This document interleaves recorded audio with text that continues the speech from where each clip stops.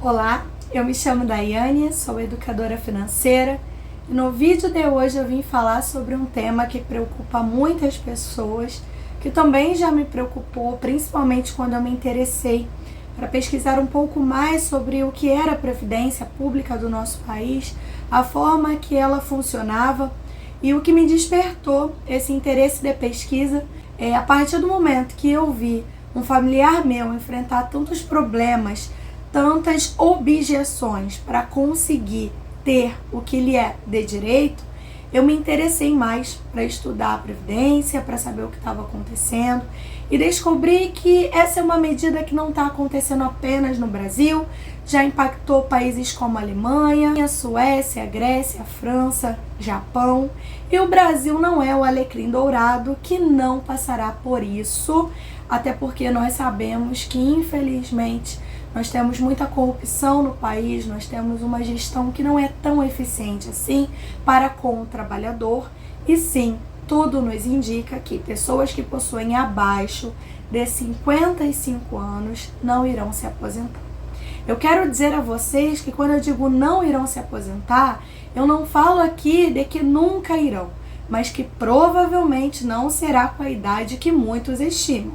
E o outro ponto é o seguinte: eu não levanto bandeira contra a Previdência Pública, até porque eu acredito que nos momentos da doença ela seja útil.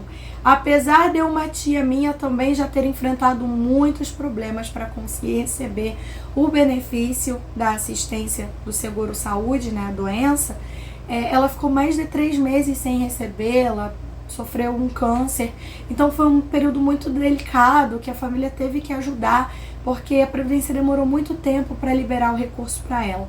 Então todos esses quebra-cabeças, por assim dizer, essas peças, foram sendo encaixadas ali na minha cabeça. Eu busquei fazer um estudo por conta própria, entender o que era a Previdência, e hoje eu quero trazer um pouco dessa visão para você. E você pode ficar à vontade para tirar as conclusões que você quiser. Eu só estou dizendo que eu, particularmente, apesar de contribuir através do MEI, que sim, ele vai me respaldar a questão do seguro-saúde, caso eu venha precisar, é um salário mínimo, mas é alguma coisa, eu opto por investir, por construir a minha aposentadoria, a minha independência financeira. Porque aqui eu não estou me posicionando politicamente, mas eu entendo que eu não quero e eu não posso e não devo depender de governo ou de qualquer outra prática que me induza a acreditar em algo que já quebrou, que já faliu, que não é sustentável. Então, se você quer aprender um pouco mais e talvez construir uma visão próxima à minha, porque aqui é realmente uma construção de visão, seja muito bem-vinda, muito bem-vindo a esse vídeo e lhes convido a participar definitivamente do canal, se inscrevendo, compartilhando com seus amigos, familiares, pois a sua ajuda ela é muito importante para mim. Então vamos analisar, compreender o que está acontecendo com a reforma da Previdência e a partir das análises que eu vou trazer para você, os comparativos, fiquem à vontade para tirar as suas próprias conclusões. Após 100 anos, Previdência enfrenta reformas, déficit e envelhecimento da população. Fonte da notícia: Senado Federal. Sancionada em 24 de janeiro de 1923 pelo então presidente Arthur Bernardes, a Previdência Pública acabou de completar 100 anos. Esperança de muitos, tranquilidade de outros, afinal, quem não deseja, após uma vida toda de dedicação e trabalho, viver de renda, poder usufruir dos seus próprios esforços? Acontece que os anos passaram, a Previdência colapsou e agora a gente vai fazer algumas análises. O Decreto 4.682 obrigava todas as companhias ferroviárias do país a criarem caixas de aposentadorias e de pensões para os seus funcionários.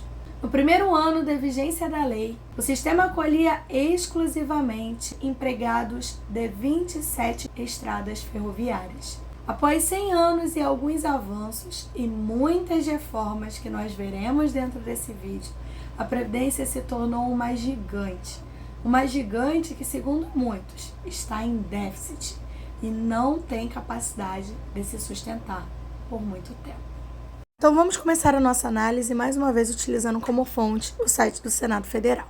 Por 70 anos a Previdência se manteve super bem, mas acontece que de 1993 até hoje, ou seja, num período de 30 anos, já houveram 7 reformas. Não é possível que vocês achem que isso é normal. A primeira reforma ocorreu em 1993 e a mudança foi específica para os servidores públicos federais, que começaram a pagar uma contribuição à Previdência. Inclusive está aí na Emenda Constitucional 3. A segunda reforma aconteceu em 1998, 5 anos após a primeira. E o critério para a inatividade dos servidores deixou de ser apenas o tempo de serviço e passou a considerar também a sua contribuição. Está lá na Emenda Constitucional 20. Ainda em 1998, novas exigências para aposentadoria na iniciativa privada foram tomadas, onde mulheres precisavam ter 48 anos de idade e 30 de contribuição e homens precisavam de 53 anos de idade e de 35 de contribuição. A terceira reforma ocorre em 2003, onde a aposentadoria do servidor público deixou de ser calculada pela última remuneração e passou a considerar a média das contribuições ao regime próprio, e está lá na Emenda Constitucional 41. Ainda em 2003, também houve a criação da taxação de servidores públicos aposentados, que passaram a contribuir com 11% do benefício recebido. Logo em seguida, teve mais um reajuste. O servidor admitido até 1998 só teria direito à aposentadoria integral após 25 anos de serviço, com idade mínima de 55 anos para a mulher e 60 para o homem. A quarta reforma surge em 2005. Reparem que no espaço de tempo de 2 anos entre 2003 e 2005. No Senado, conhecida como PEC paralela, ela criou uma regra de transição para a aposentadoria integral dos servidores e está lá na Emenda Constitucional 47. A quinta reforma foi em 2012. Ela alterou o cálculo da aposentadoria por invalidez e a conta passou a considerar a média das remunerações ao invés do último vencimento e está descrita na Emenda Constitucional 70. A sexta reforma aconteceu em 2015. E ficou conhecida como PEC da Bengala. Ela elevou de 70 para 75 anos a aposentadoria compulsória de servidores públicos e está descrita na Emenda Constitucional 88. Ou seja, ao completarem 75 anos, obrigatoriamente esse servidor ele precisa ser aposentado. E caso queira continuar no serviço, ele precisaria prestar um novo concurso. A última reforma ocorreu em 2019. E ela extinguiu a aposentadoria por tempo de contribuição. Ou seja, não importa se você trabalhou e contribuiu 30, 40, 50 anos. O que, de fato, eles estão levando em consideração é a sua idade mínima para se aposentar. Hoje são 62 anos para mulheres e 65 para homens. Está descrita na Emenda Constitucional 103.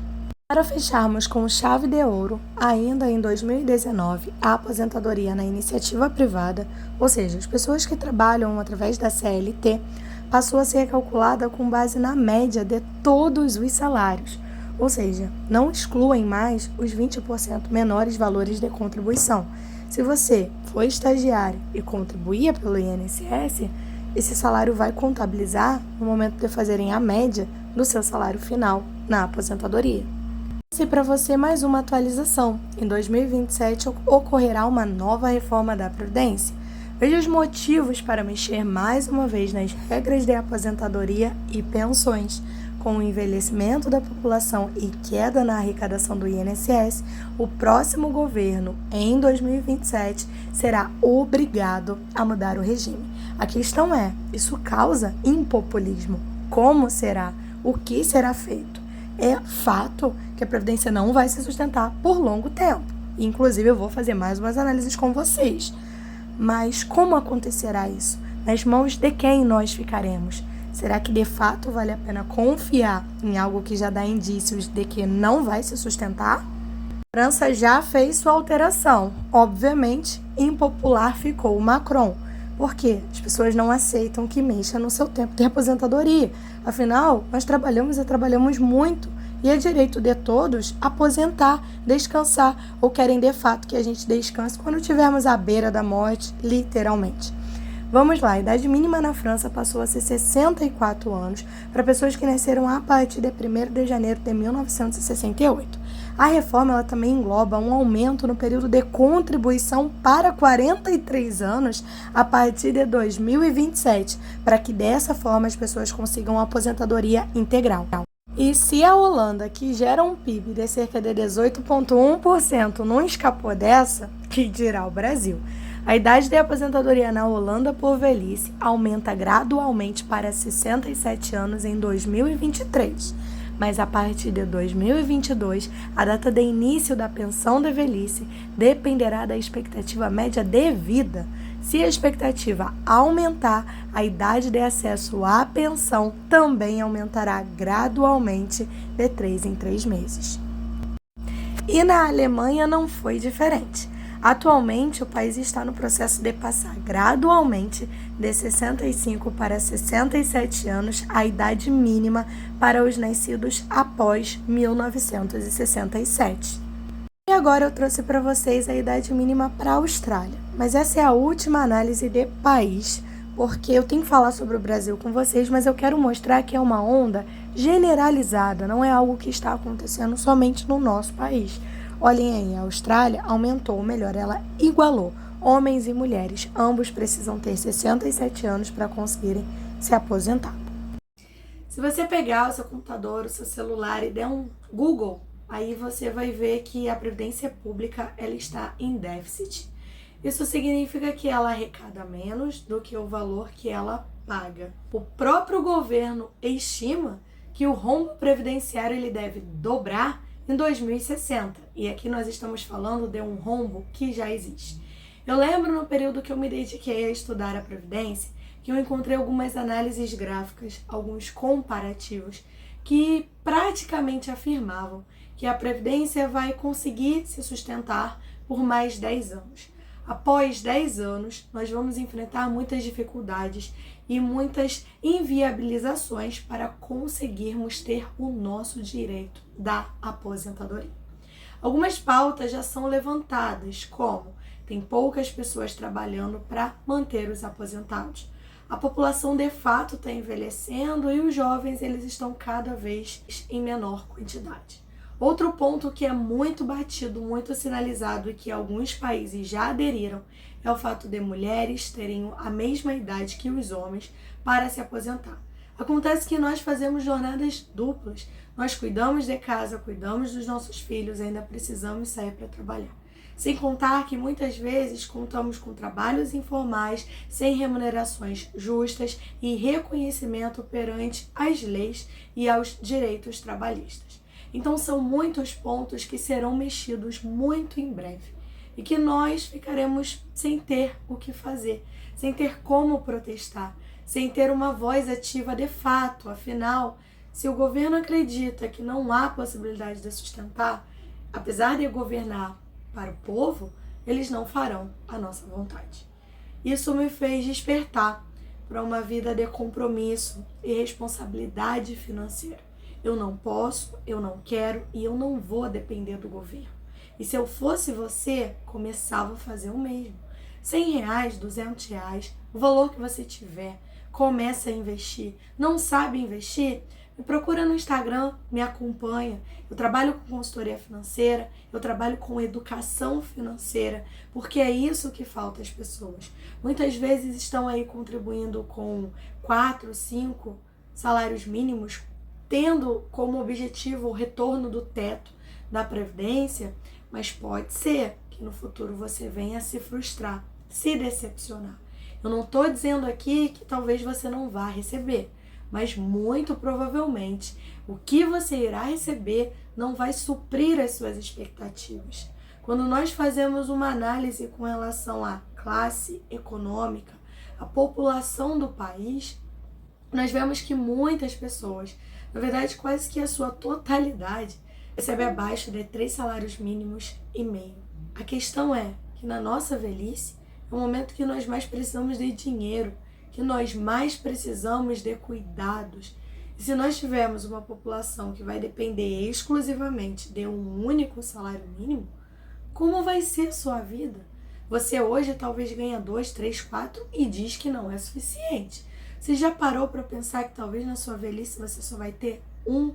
Você que hoje ganha 10 mil, 15 mil e não está se preocupando com o seu futuro, já pensou que na sua aposentadoria você vai receber o teto? R$ 7.507,49? Será que isso vai suprir a sua necessidade? Será que esse valor vai te fazer feliz? Porque eu, na minha velhice, quero desfrutar. Eu quero ter dinheiro suficiente para cuidar da minha saúde, para que a minha filha não tenha responsabilidade direta sobre a minha vida e a do meu esposo. Eu quero poder ter emancipação e segurança para fazer o que eu quiser financeiramente.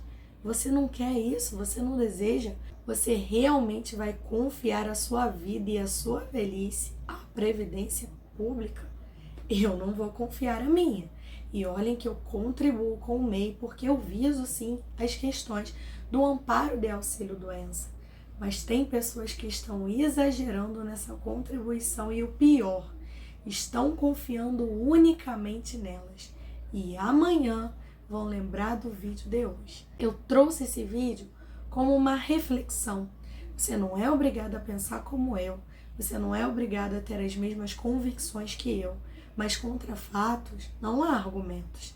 E se você se dedicar um pouquinho que seja para entender o que está acontecendo com o regime previdenciário do nosso país e do mundo, você verá que se tiver uma idade próxima à minha, que hoje tenho 30 anos, provavelmente não vai se aposentar não. E o que eu desejo a você através desse vídeo é sabedoria e criticidade. Que você tenha conhecimento suficiente para entender as coisas que estão acontecendo na nossa sociedade como um todo. E que se nós não começarmos a nos preocupar com o nosso futuro, ninguém fará isso pela gente.